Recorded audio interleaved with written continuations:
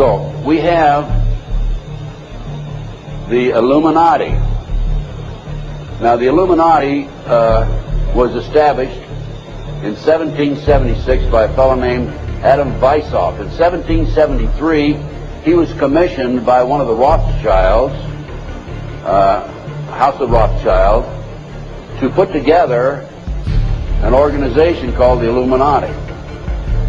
And the goals that he was commissioned to set up, there were 25 of them.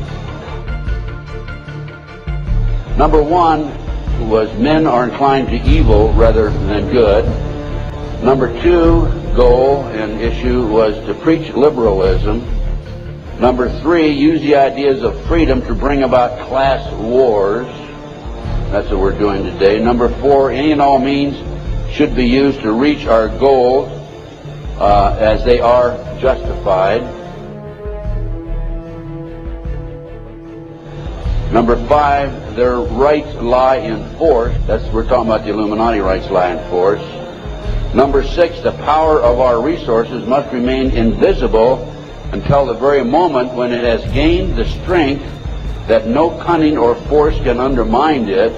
And if you will notice, it's been a very few people know about the Illuminati, so they have maintained their invisibility until most recently. Number seven, advocated mob psychology to obtain control of the masses. Number eight, used alcohol, drugs, moral corruption, and all forms of vice to systematically corrupt the youth of the nation. Number nine, seize property by any means. We're seeing that on a daily basis. Number 10, deal with the use of slogans such as equity, liberty, fraternity into the mouths of the masses in psychological warfare. Boy, if that isn't Bill Clinton, I never saw it and never heard it before.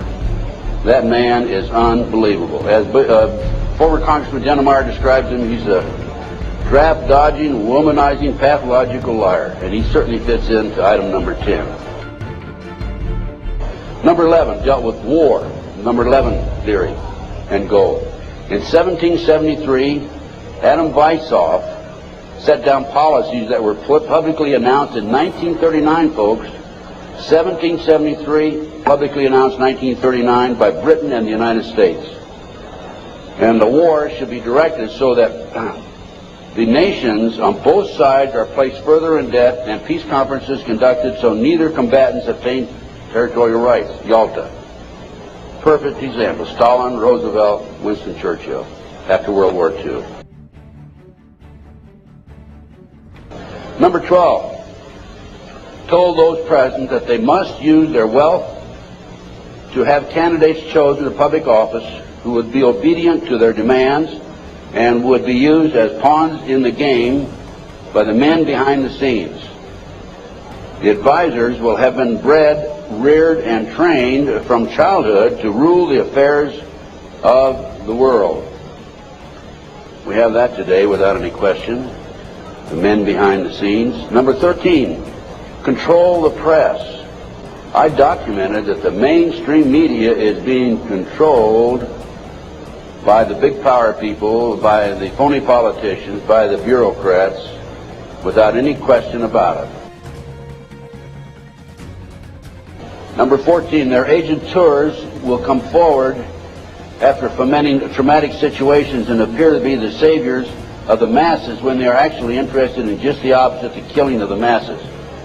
Number 15, create industrial depression and financial panic, unemployment, hunger, shortage of food. Use this to control the masses or the mobs and use the mobs to wipe out all those who dare to stand in the way. Well, I'll tell you right now, every expert I've talked to is talking about food shortage. And it's coming, I'm convinced. Number 16, infiltrate into the secret Freemasonry to be used for their purposes. That's been documented many times. Number 17, expound the value of systematic deception. Use high-sounding slogans and phrases and advocate lavish promises to the masses, even though they cannot be kept. Number 18, detailed plans for resolution. Discuss the art of street fighting, which is necessary to bring the population to a speedy subjection. Number 19, use their agentures as advisors behind the scenes after wars through secret diplomacy to gain control. Number 20, establish huge monopolies toward world government control. We're seeing that today, the huge monopolies. Number 21, use high taxes and unfair competition to bring about economic ruin by controlling raw materials, organized agitation among the workers, and subsidizing competitors. GATT, NAFTA. Number 22, build up armaments with police and soldiers sufficient to protect our interests. Number 23, members and leaders of the one world government would be appointed by the director. Number 24, infiltrate into all classes and levels of society, of government, for the purpose of fooling, bemusing, and corrupting the youth members of society by teaching them theories and principles that we know to be false. This is the outcome-based education program being shoved down our throats by the United Nations. Number 25, national and international laws should be used to destroy civilization. There's talk about the world population being decreased to 500 million, the United States population being decreased to 20 million.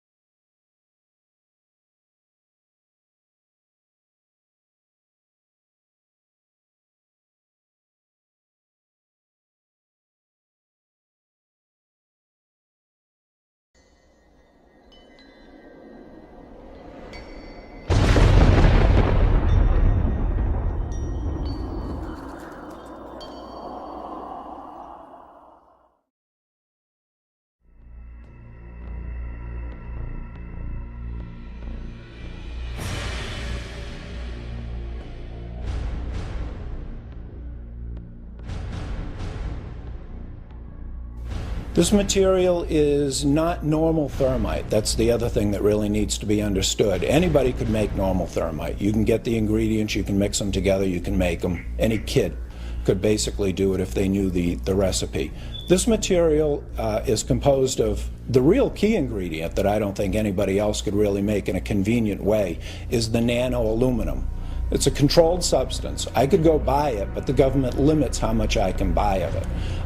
It's very, very difficult to produce in these sizes and to keep from reacting. It's not something that you just get at the local five and dime or you're going to make on your own. It's a very, very difficult to make material. And that's the one thing in there that really tells me specifically that this wasn't some guys working in caves in Afghanistan, or it wasn't you know, somebody in their basement doing this. This was, you know, a massive engineering operation that made these materials. So the military uses it for a number of different applications. Another one, if you do a search on Google for thermite and building demolition, you can find all sorts of wonderful devices that have been fabricated and invented that use thermite for building demolitions.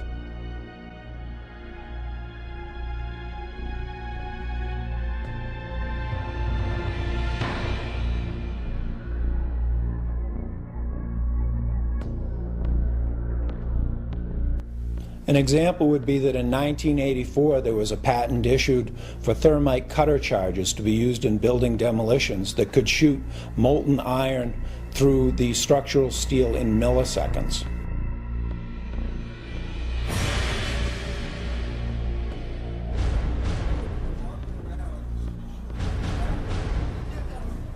Oh my God! That was a bomb that did that. Look at that! That was a fucking bomb that did that. There's no goddamn way that could have happened.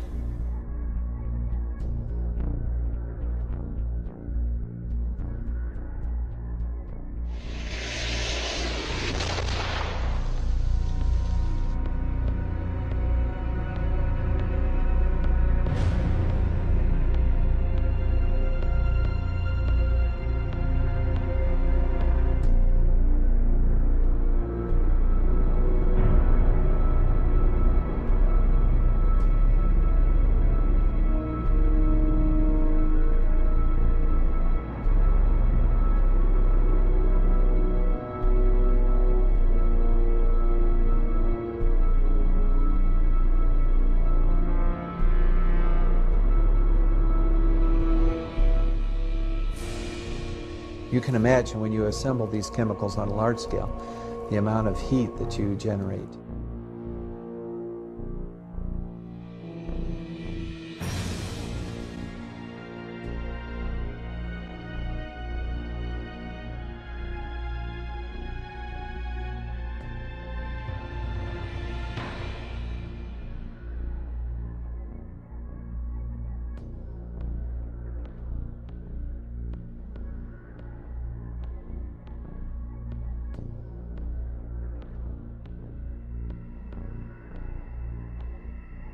And then, who does Bush appoint?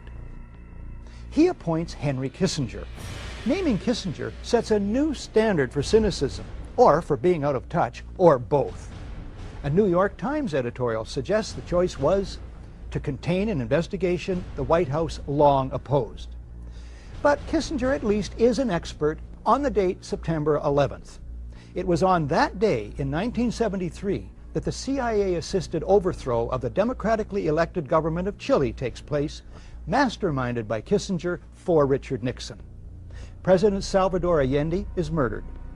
After a universal backlash, Kissinger backs off. Bush then names, it's 431 days now, Thomas Kane and Lee Hamilton as co-chairmen. Kane's Azerbaijan oil connections and other conflicts of interest should make him ineligible from the outset. He earlier co-chairs the Homeland Security Project. Observers have noted that huge profits are to be made in the surveillance and security industries these days. The White House chooses all the commissioners. Lynn calls them key insiders rife with conflicts of interest.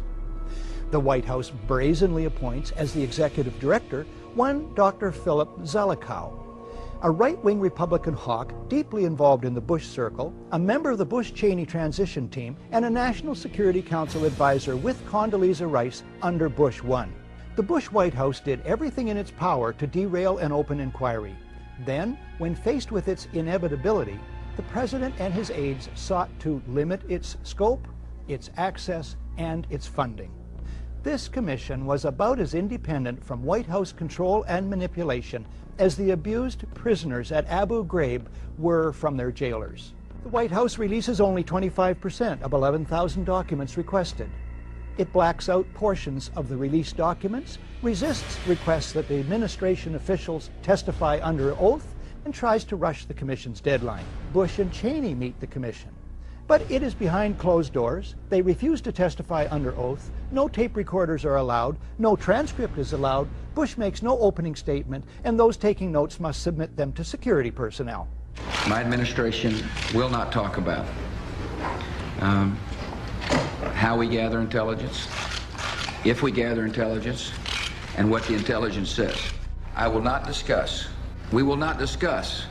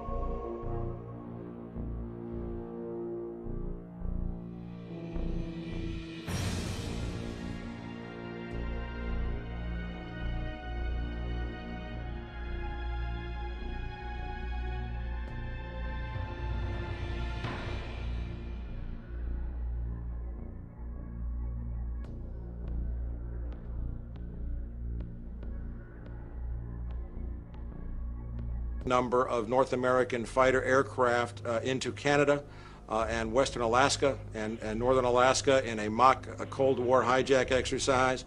There was another drill, Vigilant Guardian, which was a hijack exercise, a command post exercise, but it involved the insertion of false radar blips onto radar screens in the Northeast Air Defense Sector. There was another exercise, Vigilant Warrior, which was in fact, according to a NORAD source, a live fly hijack drill being conducted at the same time. With only 8 available fighter aircraft, and they have to be dispatched in pairs, they were dealing with as many as 22 possible hijacks on the day of 9/11, and they couldn't separate the war game exercises from the actual hijacks. Hi, Boston Center, Team U. We have a problem here. We have a hijacked aircraft headed towards New York. We need someone to scramble some F-16s or something up there to help us out. Is this real world or exercise? No, this is not an exercise manifest. But this was done deliberately, though.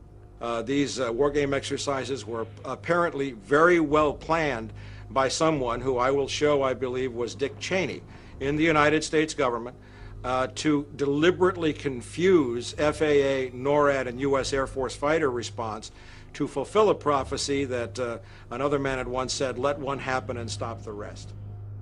We do not have a clear explanation for why fighters from Andrews Air Force Base were sent out over the sea first and couldn't turn around, because the 9/11 Commission seemed to change all the evidence just arbitrarily right before it issued its final report. So we don't have a clear explanation, but certainly there was this all consistent with a motive that said, make sure that the fighters don't get to any place in time to stop the 3 critical attacks on the World Trade Center and the Pentagon. Do we want to think about scrambling aircraft? Oh, God, I don't know. That's a decision somebody's going to have to make probably in the next 10 minutes.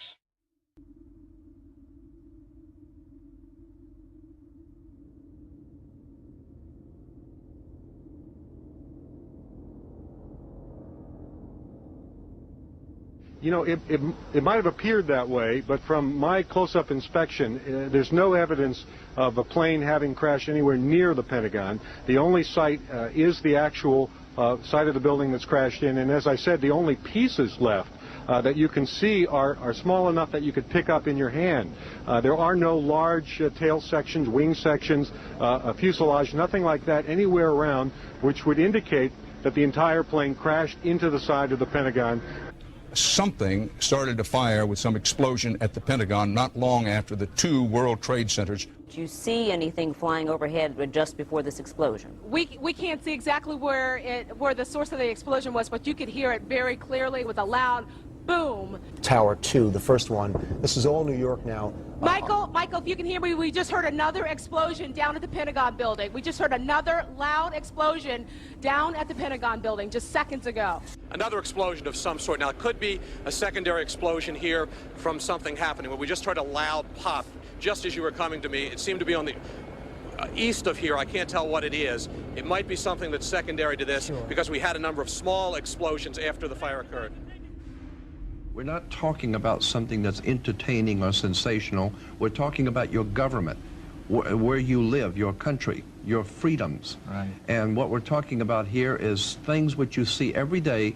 Like someone said a long time ago, many will look with their eyes but not see, and listen with their ears but not hear. And that's us. That is this country. We have been looking at things all along and never realizing the significance of the occult emblems that we're seeing today.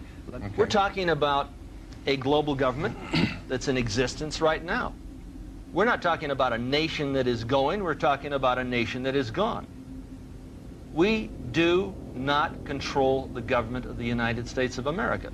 The United States of America is controlled by this evilarchy. They control the money system, they control the State Department, they control the presidency.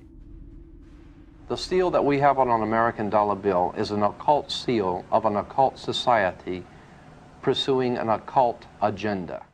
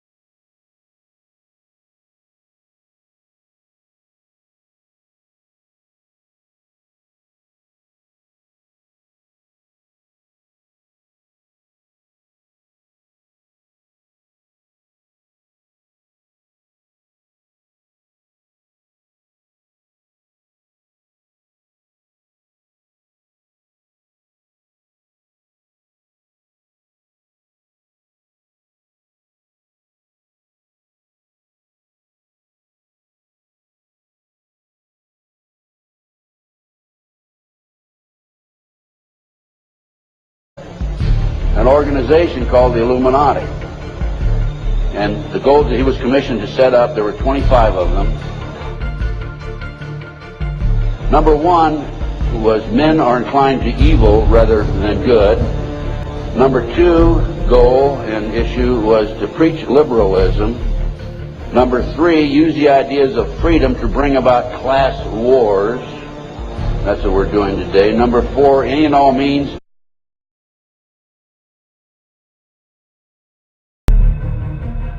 So, we have